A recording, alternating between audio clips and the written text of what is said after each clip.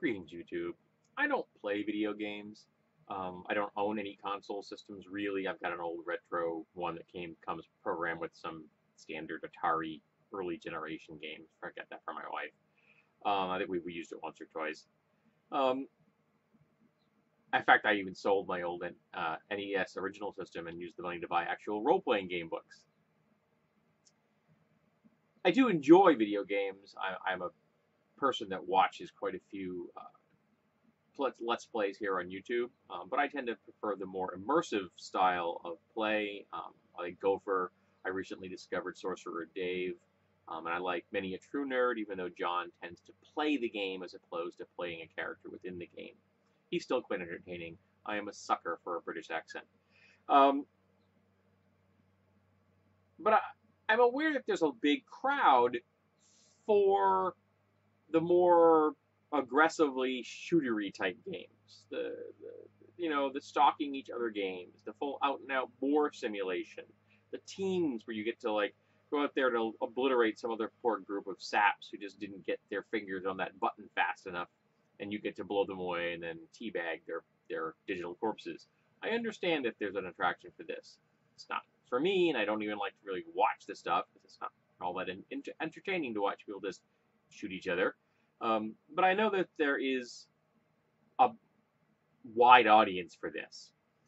Apparently, part of that wide audience includes neo-Nazis. These are violent simulators, so that doesn't shock me either. Um, what is interesting is I'm going to link to something because apparently there are quite a few neo-Nazis that are upset that one of the groups that is frequently seen as a target within shooter games are Nazis, and they're all upset. They have their panties all scrunched in a bunch because people just don't like Nazis and feel it's completely okay to shoot them without guilt. Now, remembering that this is a fake game, these are not actual simulations of the real world. Even the ones that simulate World War II are not simulations of the real world. These people, no one is actually going out into the world, time traveling, and shooting Nazis again.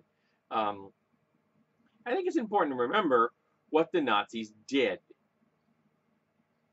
No one was born a Nazi. No one was required to remain a Nazi. There were ramifications to leaving the Nazi party mind. I am aware of this. But it wasn't in your DNA.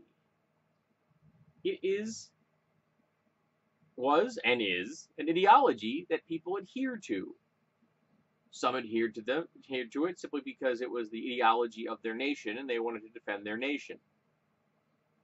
It was a horrible ideology, and I think many of them regretted that. But some of them didn't. And the actions of the Nazis are what counted. And the world said, no, we really don't like those actions. So they decided they were going to defeat the Nazis, and we did.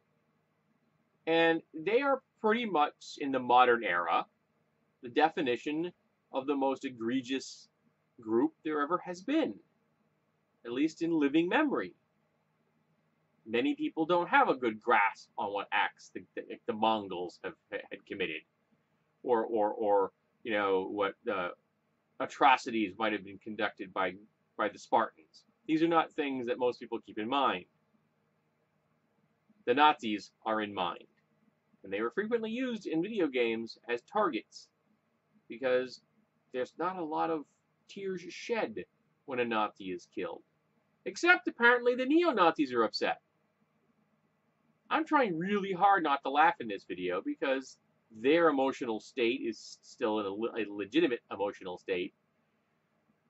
But I would really hope that in the process of feeling emotionally injured by people shooting digital Nazis, maybe, just maybe, the neo-Nazis might inch their way to understanding that, empathy, sympathy, and compassion are real world things, and maybe they should learn how to express them for people that aren't neo-Nazis.